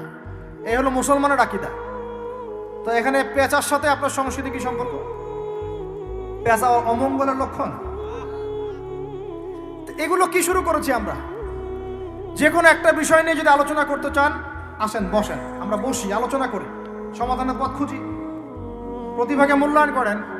ইউসুফ আলাইহিস সালাম বলেছিলেন যে আমি বিশ্বস্ত আস্থাভাজন, আমাকে এই খাজানার দায়িত্ব দেন। কে বলেছিল? ইউসুফ আলাইহিস সালাম। কখনো কখনো দায়িত্ব চেয়ে নেওয়া জায়েজ, যখন দেখবেন দায়িত্ব নেয়ার যোগ্য কোনো মানুষ নাই। কিন্তু যে পদ্ধতিতে এখন মানুষ দায়িত্ব চাচ্ছে, ওই পদ্ধতি তো ইসলাম সমর্থন করছে না। হচ্ছে যে এইটা তো সিস্টেম না, প্রতিভাকে মূল্যায়ন করতে হবে। আপনাদেরকে আল্লাহ পাক তৌফিক দান করেন, বলেন আমিন। এখন কথা হচ্ছে সংস্কৃতি যদি আপনি ভিতরে চোখ দিয়ে দেখেন, দেখবেন টপ টু বটম আপনাদের সংস্কৃতি ফলো করছে। আপনার খাওয়া, আপনার রুচি, আপনার অভ্যাস, আপনার পছন্দ, আপনার বিয়ের অনুষ্ঠান, আপনার জন্মদিন, আপনার মায়ের ওই কি বার্ষিকী, বাবার ওই বার্ষিকী, যা যা করতেছেন সব কিছু কি কার অনুসরণ করতেছেন আপনারা? একটা ভবন উদ্বোধন করবেন, খুচুত করে একটা ফিতা কাটলেন, কাইটটা মাশাআল্লাহ পায়রা আপনি উড়াই দিলেন। তো এই পাখি কি আমার কল্যাণ নিয়ে আসবে? হ্যাঁ, এই পায়রা আমার কল্যাণ নিয়ে আসতে পারে? ওইখানে দাঁড়ায় 2 রাকাত নামাজ তো পড়তে পারতেন, পরে আল্লাহর কাছে দোয়া করতে পারতেন, আল্লাহ আমি এই কাজটা শুরু করলাম, আল্লাহ তুমি বরকত দান করো। আমার সংস্কৃতি। একটা দোকান করেছেন, বাড়ি করেছেন, শুরুতেই আপনি ডিজে পার্টি দিলেন, ডিজে পার্টি, সুবহানাল্লাহ। সূরা বাকারার তেলাওয়াত তো দিলেন না। তাহলে পুরো বিশ্বের প্রত্যেকটা ডিপার্টমেন্ট, মূল জায়গাগুলো আমরা এখন নিয়ন্ত্রিত হচ্ছি, এবং ভিতরে চোখ দিয়ে যদি দেখি আমরা আমাদের শেকড় থেকে দূরে সরে গেছি। ভাই আল্লাহ পাক আমাদের সবাইকে বোঝার তৌফিক দান করেন। কথা বললে অনেক কথা বলতে পারতাম, আজকে আর বলতেছি না, শেষ করে দিই। আরেকটা পয়েন্ট বলবো, খালি লাস্ট পয়েন্ট, সেটা হচ্ছে ধর্মীয় অঙ্গনে। শেষ পয়েন্টটা কি ভাই? প্রথম পয়েন্টটা মনে আছে? ভিতরে চোখ দিয়ে দেখবেন পুরো বিশ্বের ভূ রাজনীতি, ভিতরে চোখ দিয়ে দেখবেন পুরো বিশ্বের অর্থনীতি, ভিতরে চোখ দিয়ে দেখবেন পুরো বিশ্বের কি শিক্ষানীতি, ভিতরে চোখ দিয়ে দেখবেন পুরো বিশ্বের সংস্কৃতি, আর ভিতরে চোখ দিয়ে দেখবেন পুরো বিশ্বের ধর্মতাত্ত্বিক অবস্থা। আমি অন্যান্য ধর্মগ্রন্থগুলো নিয়ে কথা বলছি না, ওগুলো আমি স্টাডি করছি, ইনশাল্লাহ ওগুলো নিয়ে পরে কথা হবে। এখন আমি ওই জায়গায় আসি নাই যে ওইখান থেকে প্রত্যেকটা বিষয়ে ডিবেট করে করে ওদের সাথে আমি বাহাসে যাব, এরকম কোনো জায়গায় আমি এখনো পৌঁছাই নাই। আর এটার দরকার আছে, কারণ সারা দেশে খ্রিস্টান মিশনারিদের তৎপরতা বেড়েছে। এই জন্য আমাদেরকে তুলনামূলক ধর্মতত্ত্ব পড়তে হবে, ওদের সাথে আমাদেরকে বাহাস করতে হবে, এই ভাইদেরকে ফিরিয়ে আনতে হবে। অনেকে টাকার কারণে উত্তরবঙ্গের দিকে, দক্ষিণবঙ্গে, আপনার পাহাড়ি এলাকার দিকে এগুলোর তৎপরতা প্রচুর বেড়ে গেছে। আমরা তো মাশাআল্লাহ মিলাদ আর জিলাপি আর খোরমা আর কিয়াম নিয়ে দাঁড়িয়ে আছি। ভিতরে যে ইসলাম কোথায় চলে যাচ্ছে আমরা তো জানি না। আল্লাহ পাক আমাদেরকে বোঝার তৌফিক দান করেন। আরও বেড়েছে, ওই যে একটু আগে আপনারা আলোচনা করছিলেন কাদিয়ানি মতবাদ, এটা বাড়ছে, সুদী এনজিওর মতবাদ বাড়ছে। একজন আলেম বলেছিলেন বাংলাদেশের, যেদিন বাংলাদেশের 50% মানুষ খ্রিস্টান হয়ে যাবে, শিয়া হয়ে যাবে, কাদিয়ানি হয়ে যাবে, ওই দিন আপনাদের হুঁশ ফিরবে। আল্লাহ পাক আমাদেরকে ওই দিন আসার আগেই হুঁশে আসার তৌফিক দান করেন। সব ইখতিলাফি বিষয়গুলো ভুলে যান, মুমিনদের সাথে থাকেন, ওলামায়ে কেরামে জামাতের সাথে থাকেন, ছোটোখাটো বিষয় নিয়ে তর্ক করা বন্ধ করেন, ইস্যু পাগল হওয়া বন্ধ করেন, ডিভাইস আসক্তি বন্ধ করেন, এই শোডাউনগুলো বন্ধ করেন, মূল জায়গাগুলোয় কাজ করেন। সালাত, তাহাজ্জুদ, হালাল রিজিক, আদর্শ পরিবার গঠন, ঠিক আছে, দাওয়াতের মেহনত, সৎ কাজে আদেশ, অসৎ কাজে নিষেধ, এগুলোতে মনোযোগী হন। আল্লাহ পাক ইনশাআল্লাহ আমাদেরকে তৌফিক দান করবেন ইনশাআল্লাহ। কারণ আল্লাহ ওয়াদা করেছেন, ইন তানসুরুল্লাহ ইয়ানসুরুকুম, তোমরা আল্লাহকে সাহায্য করো, আল্লাহ তোমাদেরকে সাহায্য করবে ইনশাআল্লাহ। কিন্তু ওয়াইন তাতাওয়াল্লাহ, তোমরা যদি সাহায্য না করে মুখ ফিরে চলে যাও, তাহলে ইস্তাবদিল কওমান গায়রাকুম, আল্লাহ পাক অন্য কওমকে তোমাদের জায়গায় নিয়ে আসবেন, তোমাদেরকে সরাই দিবেন। সুম্মা লা ইয়াকুনু আমসালাকুম, তারা তোমাদের মতো অপদার্থ হবে না। নাউযুবিল্লাহ। আমরা চাই আল্লাহ যেন আমাদেরকে সরিয়ে না দিয়ে আমাদের দ্বারাই খেদমত নেন। আল্লাহ পাক কবুল করেন। আমাদের এই পুরো প্রজন্মটাকে আল্লাহ পাক তওবা করে ফিরে আসার তৌফিক দান করেন। বিশ্বের বুকে ওমর রাদিয়াল্লাহু আনহুর সময় আমরা যেমন মাথা উঁচু করে বাঁচতাম, ওইভাবে বাঁচার তৌফিক দান করেন। এমন একটা জায়গায় পুরো জাতিকে নিয়ে যাওয়ার তৌফিক দান করেন যেন আমাদের ভয়ে ওরা থরথর করে কাঁপা শুরু করেন। এগুলো বললে অনেক কথা, বললে কথা অনেক দিকে চলে যায়। কথা হচ্ছে আমরা বিগত 70 বছরে আমরা একটা মিসাইল বানাতে পারি নাই এখন পর্যন্ত। কথা অনেক গভীর। আমাদেরকে আরো ভয় করবে কিভাবে? এ বিশ্বে তো ঢাল তলোয়ার দিয়ে যুদ্ধ হয় না। ওয়াইদ্দু লাকুম মাস্তাতাতুম মিন কুওয়াতিন, সূরা আনফালের মধ্যে আল্লাহ পাক আয়াত নাযিল করেছেন, হে মুসলিমরা তোমরা শক্তি অর্জন করো, তোমরা শক্তি সামর্থ্য অর্জন করো। তুরহিবুনা বিহি আদুওয়াল্লাহি ওয়া আদুওয়াকুম, এই শক্তি দিয়ে তোমরা আল্লাহর দুশমনদেরকে ভয় দেখাবা। এটা কে বলেছেন? আল্লাহ বলেছেন। ওই শক্তি কই? আমরা আপোষে লড়াইয়ে পড়ে আছি, আঞ্চলিক রাজনীতি নিয়ে পড়ে আছি, ভাইয়ে ভাইয়ে মারামারি কাটাকাটি করছি, আমরা গীবত সমালোচনার রাজনীতি করছি, মূল শক্তিটা আমরা অর্জন করতে পারছি না। আল্লাহ পাক আমাদেরকে সেইটা বোঝার তৌফিক দান করেন। চিন্তা করবেন না, চিন্তা করবেন না, আমরা যদি করতে পারি আল্লাহ পাক আমাদের হাতেই বিজয় দিবেন ইনশাআল্লাহ। আর এটাও চিন্তা করবেন না, নিশ্চিত থাকেন যদি আমরা করতে না পারি আল্লাহ আমাদের একটাকেও জীবিত রাখবে না, একটাকেও না। আল্লাহ পাক সবগুলোকে সরাই দিবেন ইনশাআল্লাহ, দিয়ে এমন একটা প্রজন্ম নিয়ে আসবেন ওরা পারবে ইনশাআল্লাহ। এটা ইয়াকিন রাখেন। আমরা যদি গাদ্দার হই, মুনাফিকি করি, আমানতের খেয়ানত করে ফেলি, ওই চেতনা আমরা যদি ধ্বংস করে ফেলি আল্লাহ পাক আমাদেরকে রাখবেন না। আর হে ঢাকাবাসী শোনেন, আল্লাহ পাক না রাখার জন্য একটা 5 মাত্রার ভূমিকম্প যথেষ্ট। আল্লাহকে ভয় করেন। ঢাকায় জেনা বেড়ে গেছে, মাদক বেড়ে যাচ্ছে, ইয়াবাখোর বেড়ে যাচ্ছে, ছিনতাই বাড়তেছে, কত কি হচ্ছে আমাদের শহরে, আমাদের চোখের সামনে। অশ্লীলতার কারণে এই ভূমিকম্পের আযাব আসে, নোংরামির কারণে আসে, জেনার কারণে আসে, পরকীয়ার কারণে আসে, ব্যভিচারের কারণে আসে, ঘরে ঘরে ঢুকেছে এগুলো। আল্লাহ পাক আমাদের ঢাকাবাসীকে হেদায়েত দান করেন। আমি তো আপনাদের একজন, আমি কিন্তু আপনাদের একজন, আমি আপনাদের বাইরের কেউ না, কিন্তু এগুলো দেখে আমার মনটা কাঁদে, কষ্ট হয়। ঢাকা যেমন মসজিদের শহর, এই মসজিদের শহরের মধ্যে এরকম অন্যায় অবিচার ঘরে ঘরে কেমন করে ছড়িয়ে পড়ে, কেমন করে? একটা অপরাধ হয়েছে আমাদের, অপরাধটা হচ্ছে আমরা সৎ কাজে আদেশ করেছি, অসৎ কাজে সমানভাবে নিষেধ করি নাই। সৎ কাজে আদেশের সাথে এখন থেকে অসৎ কাজে নিষেধও করবেন। আল্লাহ পাক তৌফিক দান করেন। আল্লাহ পাক এই জজবা চেতনা আপনাদের সবার মধ্যে দান করেন। আমিন। আইন হাতে তুলে নেবেন না, কিন্তু অন্যায়ের প্রতিবাদ করবেন। অন্যায়ের কি করবেন? প্রতিবাদ করবেন। শেষ পয়েন্টটা বলি, ধর্মীয় অবস্থাটা কি? ভিতরে চোখ দিয়ে দেখেন। আপনার কাছে মনে হচ্ছে আমরা সবাই সংখ্যায় অনেক বেশি, কোটি কোটি মুসলমান, এত এত মুসলিম রাষ্ট্র, এত এত তেল, এত এত মিলিটারি পাওয়ার, ইত্যাদি ইত্যাদি, এত সংগঠন, অনেক কিছু, এত ধর্মীয় দল, এত আলেম ওলামা। বাস্তবিক অর্থে ভিতরের চোখ দিয়ে যদি আপনি দেখেন, দেখবেন যে আমরা সংখ্যায় বেশি হওয়ার সত্ত্বেও আপোষে অসংখ্য দলে বিভক্ত হয়ে গেছি। যতক্ষণ পর্যন্ত আমরা ইউনাইটেড হচ্ছি না, ধর্মতাত্ত্বিকভাবে একটা জায়গায় আসছি না, একটা জামাআ ফর্ম করছি না, একটা ইমারা কায়েম করছি না, এবং আমাদের মধ্যে একজন আমিরুল মুমিনিন নির্ধারণ করছি না, ততক্ষণ পর্যন্ত আপনি আল্লাহর রাস্তায় দিন ইকামত করতে পারবেন না। এটা আমাদের মূল সমস্যা, মূল গোড়ার সমস্যা।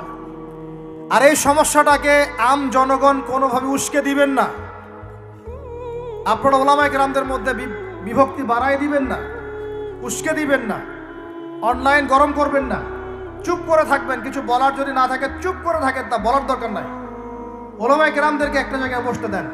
তারা যদি একটা জায়গায় বসে, একটা টেবিলে বসে, একে অপরের সাথে মোয়ানাকা করে, চা খায়, সালাম বিনিময় করে, ইনশাআল্লাহ দেখবেন ঐক্য হয়ে গেছে। এবং ওলামায়ে কেরামরা যখন আমাদের রাজনীতিবিদদের সাথে থাকবেন, একটা ঐক্যবদ্ধ শক্তি হবে, তখন দেখবেন রাষ্ট্র, অর্থনীতি, রাজনীতি এবং ধর্মতাত্ত্বিক সব দিক দিয়ে এগিয়ে যাবে। এই জিনিসটার ঘাটতি আছে আমাদের মধ্যে। আমরা অনেক সময় মনে করি ও পলিটিশিয়ানের সাথে আমার চলার দরকার নেই, ও তাগুত, ও কাফের, ও মুশরিক, ও এটা ওইটা। দেখেন, নবী করিম সাল্লাল্লাহু আলাইহি ওয়াসাল্লামকে সবচেয়ে বেশি সাপোর্ট করেছেন তার চাচা আবু তালেব। আবু তালেব মুসলমান হননি শেষ পর্যন্ত। তার বাসাতে তিনি থেকেছেন, বড় হয়েছেন, ব্যবসা করেছেন। চাচাকে কালিমা পড়াতে পারেন নাই, দ্বীনের পথে আনতে পারেন নাই, তাই বলে কি তিনি চাচার সঙ্গ ছেড়ে দিয়েছিলেন? আমরা সবাই নিজেকে আলাদা বিভক্ত মনে করি। নসিহতের মধ্য দিয়ে, সদুপদেশের মধ্য দিয়ে, একটা ভ্রাতৃত্বের বন্ধনের মধ্য দিয়ে।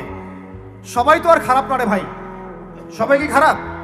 এখানে অনেক অসংখ্য ভালো মানুষ আছেন, প্রত্যেকটা সেক্টরে আছে। আপনার আমার চেয়ে বেশি ইমানদার আছে, আপনি জানেন না। প্রত্যেক ডিপার্টমেন্টে আপনার আমার চেয়ে বড় বড় ইমানদাররা আছে, কিন্তু পরিবেশ পরিস্থিতির কারণে হয়তোবা তারা তাদের ইমানটাকে জাহির করতে পারছে না। আমরা উগ্র হব না, তাদের প্রতি আমরা নসিহত করব, নরম হব, সবর করব, দাওয়াত দিব এবং তাদেরকেও আমরা আমাদের একটা প্ল্যাটফর্মে আনার চেষ্টা করবো ইনশাআল্লাহ। এভাবে যখন আস্তে আস্তে মেহনতগুলো বাড়তে থাকবে, 10টা বছর দেখেন, 10টা বছর পরে দেখবেন চিত্র পাল্টে গেছে ইনশাআল্লাহ। তবে এই দায়িত্বটা কোনো বক্তার একার নয়, কোনো আলেমের একার নয়, কোনো এমপি সাহেবের একার নয়, মন্ত্রী সাহেবের একার নয়, কোনো সরকার প্রধানের একার নয়। এখানে আপনার আমার সবার ভূমিকা আছে। সবাই যার যার জায়গা থেকে যদি আমরা ভূমিকা পালন করতে ব্যর্থ হই, এগুলো স্বপ্ন থেকে যাবে, কোনোদিন বাস্তবায়ন করতে পারবেন না। সবাই যার যার জায়গা থেকে কাজ যদি ঠিকমতো করি, ইনশাল্লাহ দেখবেন আমরা ওই সোনার বাংলা ঠিকই গঠন করবো ইনশাআল্লাহ।